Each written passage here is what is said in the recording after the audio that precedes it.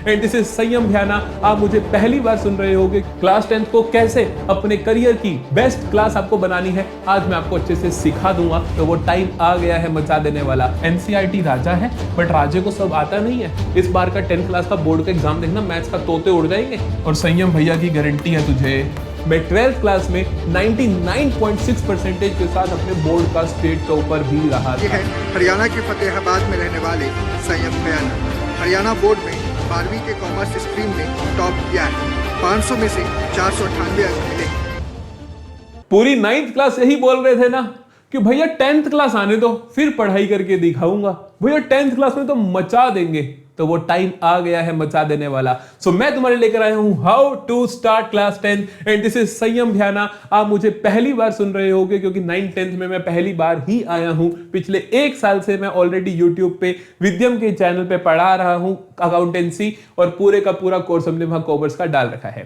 तो अब हम शुरू कर रहे हैं क्लास 9th एंड 10th। तो बेटा मैं हूं संयम भ्याना। मैंने अपना ग्रेजुएशन किया है Shri Ram College of Commerce that, is Asia's एशियाज नंबर 1 कॉमर्स कॉलेज।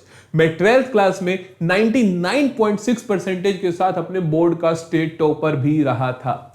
सो बेटा पढ़ाई तो जबरदस्त मिलने वाली है, और दूसरी चीज आपको गाइडेंस भी सबसे बढ़िया मिलेगी, क्योंकि यार अपना थोड़ा सा ही गैप है एज का। तो चिंता मत करना, मैं तुम्हें बहुत अच्छे से समझता हूं। पिछले 4-5 सालों से मैं 9th से 12th के बच्चों को पढ़ा रहा हूं, तो बिल्कुल चिंता मत करना। मैं आपको एक ही डिस्क्लेमर देता हूं 10th क्लास को शुरू करने से पहले, कि जो सपना तुम आज देख रहे हो, क्योंकि जब हम 10th क्लास को शुरू करते हैं तो हम यही सोचते हैं कि 10th क्लास में तो फोड़ दूंगा भाई, आग लगा दूंगा भाई, 10th क्लास के 95% तो पक्का आएंगे चाहे कुछ भी हो जाए।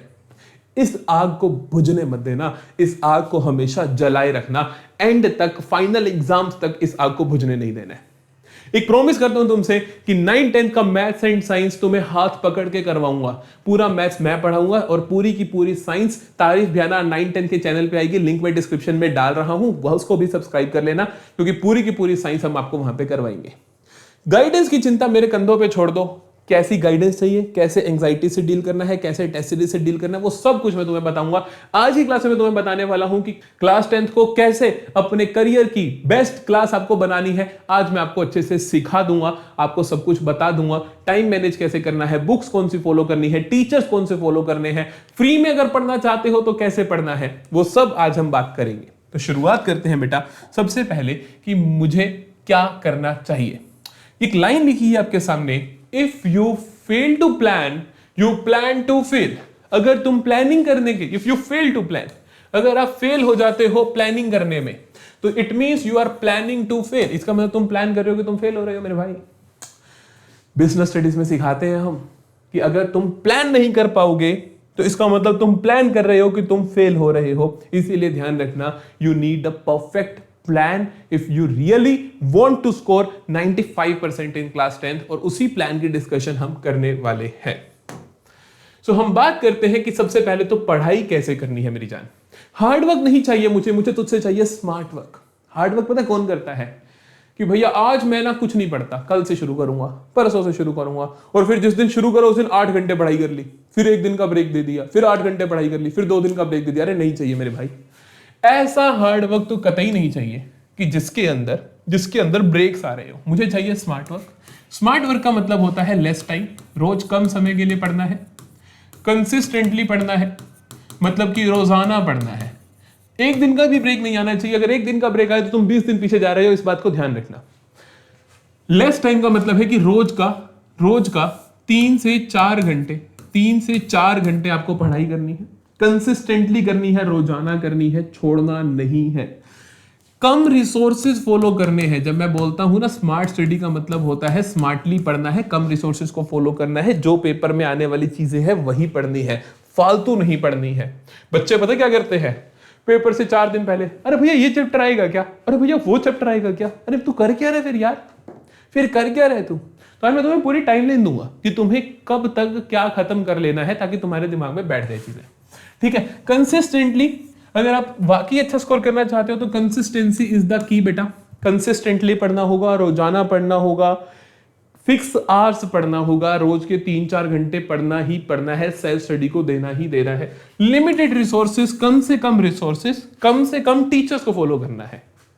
ठीक है, पहला महीना सभी टीचर्स को सुन लो, जैसे पहला चैप्टर है 10th क्लास का, हर एक से पढ़ लो भाई, संयम सर से पढ़ लो, जितने भी सर टीचर्स है यूट्यूब पे सबसे पढ़ लो। उसके बाद अपना 1 महीने के बाद टीचर डिसाइड कर लो कि मैं इसी से पूरा साल पढ़ने वाला हूं, इन्हीं भैया का हाथ पकड़कर मैं अपने पेपर देने वाला हूं, दैट्स इट। तो लिमिटेड रिसोर्सेस, बुक्स भी लिमिटेड। एनसीईआरटी महाराज है बेटा, एनसीईआरटी राजा है, बट राजे को सब आता नहीं है। इस बार का 10th क्लास का बोर्ड का एग्जाम देखना, मैथ्स का तोते उड़ जाएंगे। जिसने सिर्फ एनसीईआरटी करी है ना, वो बाइजा बुरे हाल हो गए थे उसके। उस पास इतना टाइम था कि वो चिड़िया उड़ खेल ले अपने पेपर में। तो एनसीईआरटी इनफ नहीं है, आपको एक्स्ट्रा मैथ भी करने पड़ेंगे, रेफरेंस बुक लगानी पड़ेगी। लेकिन रेफरेंस बुक कोई एक रख लेना, बस उसी से पढ़ना। कोई भी रख सकते हो आप रख सकते हो आर डी शर्मा, ज्यादा लेवल होता है, इसकी इतनी जरूरत नहीं होती। आर एस अग्रवाल आप रख सकते हो, अपना वो क्या नाम है भाई, एलिमेंट्स का मैथ रख सकते हो, ठीक है, ठीक है। एपीसी पब्लिकेशन का एमएल अग्रवाल आता है, वो रख सकते हो। तो आप इनमें से कोई भी एक रेफरेंस बुक आप अपने पास रख सकते हो। सब बुक्स लगभग सेम होती है, सभी प्रीवियस ईयर क्वेश्चन से बनी होती है, चिंता की बात नहीं है। फिर आता है बेटा सोचना नहीं है, करना है। कुछ बच्चे ना ऐसे बस सोचते ही रह जाते हैं, और ये चैप्टर कहाँ से शुरू करूं, ये चैप्टर तो बहुत मुश्किल है, यहाँ से पेपर आएगा या नहीं आएगा, ये सोचते सोचते 1 घंटा हो जाता है, और फिर किताब बंद कर देते हैं, अपना सोने चले जाते हैं। इससे बेहतर है कुछ कर लो। जब भी पढ़ाई करने बैठो तो समझो आप कुछ ना कुछ कर रहे हो। अगर आपको कुछ भी नहीं समझ आ रहा ना क्या पढ़ने, फिर भी आप कुछ तो पढ़ो यार। सोचो मत, सोचने में समय बर्बाद नहीं करना, क्योंकि ये एज ऐसी होती है जहां पे बंदा बस सोचता ही रह जाता है, करता कुछ है नहीं। सो मेक श्योर कि आप कर रहे हो काम। फिर आती है भैया माइंडसेट का गेम है, माइंडसेट का गेम है, और माइंडसेट ऐसा होना चाहिए, ये आपकी पूरी की पूरी टाइमलाइन है। क्या क्या चीजें आपको ध्यान रखनी है अगर आप 10th क्लास में सक्सेसफुल होना चाहते हो तो। अरे मैं क्यों बता रहा हूं, मैं कौन होता हूं बताने वाला। अरे मेरी जान, मैंने तुझे बताया मैं स्टेट टॉपर रहा हूं, 498 आउट ऑफ 500 मार्क्स आए 12th में, तो कुछ तो अच्छा ही बता कर जाऊंगा। एक एक चीज को लिख लेना। सबसे पहली चीज, दिस इज फर्स्ट मंथ बेटा, पहला महीना, दैट इज अप्रैल का महीना, आपको ये करना है। अच्छे से सिलेबस को एनालिसिस करो, अच्छे से सिलेबस को एनालिसिस करो, कितने चैप्टर्स हैं, क्या क्या कहानी है, किन चैप्टर्स को कब खत्म करना है। हर सब्जेक्ट के एक एक 2-2 चैप्टर मैं पहले महीने में खत्म कर लूं। फिर आपको क्या करना है, आपको अपना टीचर डिसाइड कर लेना है। सभी टीचर्स को सुन लो पहले महीने, अप्रैल के मंथ में हर टीचर को सुन के देख लो, हर टीचर को सुन के देख लो। बस एक चीज ध्यान रखना, ये मत सोचना कि अरे इन भैया ने 3 घंटे में करवा दिया लेक्चर, और संयम भैया तो 6 घंटे में करवा रहे हैं, तो मैं 3 घंटे वाला कर ले। तो ये मत करना यार, क्योंकि मैं 6 घंटे लगाऊंगा तो कुछ काम की चीज पे लगाऊंगा ना यार, वेस्ट थोड़ी करने आया हूं। तो बस ये देखना समझ कहां पर आ रही है, बॉन्ड कहां पर बढ़िया बन रहा है। तो टीचर सिलेक्ट कर लेना। सब्जेक्ट्स जो आपके हैं उनके अंदर ये नहीं कि सब्जेक्ट फाइनल कर लेना, ऑप्शन ही नहीं होता। सब्जेक्ट के अंदर ये देख लेना कि वीक कौन सा है और स्ट्रोंग कौन सा है, किस सब्जेक्ट पे तुम्हें ज्यादा टाइम देने की जरूरत है, किस पे कम देने की जरूरत है। जैसे कि मैथ साइंस का अपना लॉजिक रखो, डेली पढ़ना है। एसएसटी 1 दिन छोड़कर पढ़ना है, इंग्लिश हफ्ते में 2 दिन पढ़ना है, हिंदी हफ्ते में 2 दिन पढ़ना है। तो इस तरीके का एक शेड्यूल बना लेना है। क्या मेरी बात समझ में आई? फिर आता है कंप्लीट करना है आपको सिलेबस टिल अक्टूबर, मैक्सिमम अक्टूबर की डेडलाइन रखो। जो बच्चा 95% लाना चाहता है, अक्टूबर की तेरी डेडलाइन है, अक्टूबर तक पूरा सिलेबस खत्म करना है। क्लास के टीचर से हो पा रहा है तो ठीक, नहीं तो ठीक। मेरे चैनल पे मैथ्स, तारीफ सर वाले चैनल पे साइंस 100% अक्टूबर से पहले पहले खत्म हो जाएगी। फिर आता बेटा the J strategy. J strategy होती है मेरी जान the January strategy. January strategy, इस जनवरी स्ट्रेटेजी को हम बोलते हैं कि भैया जनवरी में सिर्फ और सिर्फ आपको मॉक पेपर्स देने हैं, सिर्फ और सिर्फ आपको मॉक पेपर्स देने हैं, सैंपल पेपर्स देने हैं। आपको इतना ज्यादा एग्जाम रेडी हो जाना है कि जनवरी आते तक, मतलब कि अक्टूबर तक सिलेबस खत्म, नवंबर दिसंबर में रिवीजन खत्म, जनवरी में सैंपल पेपर। जो बच्चा जनवरी में सैंपल पेपर लगाता है ना, वो अपने 95% पे वहीं टिक कर लेता है। फिर आता है बेटा बुक्स कौन सी फॉलो करनी है। एनसीईआरटी किंग है। एक रेफरेंस बुक, सिर्फ एक रेफरेंस बुक, एक से ज्यादा रेफरेंस बुक नहीं उठानी है। खुद के नोट्स बेटा, ये जो तेरे पास टाइम है ना, अप्रैल से लेकर अक्टूबर तक का, इसमें ऐसे धुआंधार नोट्स बना लो, ऐसे शानदार नोट्स बना लो कि जब तुम उसके बाद जब भी रिवीजन करो या द जे स्ट्रेटजी को फॉलो करो, इन सैंपल पेपर्स की तैयारी करो, तो आपको अपने नोट्स हो, अपने नोट से पढ़ो। जब अपने हाथ से लिखा हुआ पढ़ा जाता है ना, उसका मजा ही अलग होता है। फिर आता बेटा फॉलो लेस टीचर्स, कम से कम टीचर्स को चूज करना है। यहां मैंने आपको यहां पर भी ये बात बताई है, कम से कम टीचर्स को फॉलो करो और उनको शिद्दत से फॉलो करो।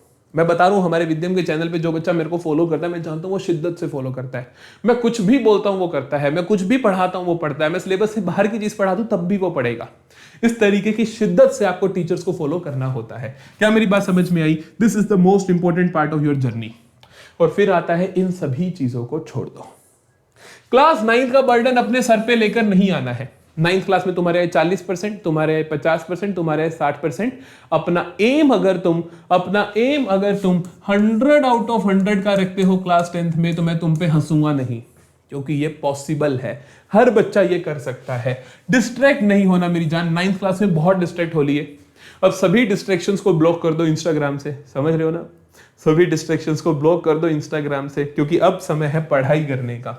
सब कुछ कर लेता हूं, इसकी गलती नहीं करनी। तुम सोचते हो मैं सब कुछ कर लेता हूं भैया, मैं भैया teacher number A, teacher number B, teacher number C, इन सब से पढ़ देता हूं। अरे तू बेवकूफ है क्या यार? किसी एक टीचर से पढ़, उसके बाद सेल्फ स्टडी का टाइम दे। क्या मेरी बात समझ में आई? सब कुछ कर लेता हूं वाली स्ट्रेटेजी सबसे बेकार स्ट्रेटेजी है। कल हो जाएगा कोई दिक्कत नहीं है, परसों हो जाएगा कोई दिक्कत नहीं है भैया, अभी तो ऐसा है, अभी तो वैसा है, अभी तो मामा की शादी है, अभी तो चाचा की शादी है, अभी तो उनका भतीजा हो गया है। एक काम कर, वही कर ले। छोड़ दे पढ़ाई, छोड़ दे 10th क्लास, छोड़ दे अपने 95% के सपने और यही कर ले। ये गलती नहीं करनी यार। अपने सपने के लिए इतने पागल हो जाओ, अपने यहाँ पे ना ऐसे ऐसे चलना है आपको। उधर नहीं दिख रहा कुछ, इधर नहीं दिख रहा कुछ, सिर्फ और सिर्फ आपका एम दिख रहा है आपको, और उस एम के लिए पागल हो जाओ। कुछ भी चल रहा है तुम्हें कोई फर्क नहीं पड़ता, तुम्हारे रोज के 3 से 4 घंटे का सेल्फ स्टडी निकलना चाहिए, बात खत्म। तुम ट्यूशन जा रहे हो, तुम कोचिंग ले रहे हो, तुम ऑनलाइन पढ़ रहे हो, ऑफलाइन पढ़ रहे हो, स्कूल पढ़ रहे हो, सब गया बकवास। रोज के 3 से 4 घंटे सेल्फ स्टडी, और संयम भैया की गारंटी है तुझे, संयम भैया की गारंटी है तुझे, तेरे 95% नंबर कोई रोक नहीं सकता। सो इसी के साथ एंड करता हूं आज की इस वीडियो को। जल्दी से चैनल पे सब्सक्राइब बटन पे हिट कर देना यार, क्योंकि पूरे का पूरा 9th 10th का मैथ में यहां पे करवाने वाला हूं। सारी की सारी स्ट्रेटेजीज मैं तुम्हें यहां पर बताने वाला हूं। बहुत बहुत प्यार, बहुत बहुत ब्लेसिंग्स। शानदार क्लास जाएगी आपकी क्लास 10th। अपने माइंडसेट को रेडी रखना।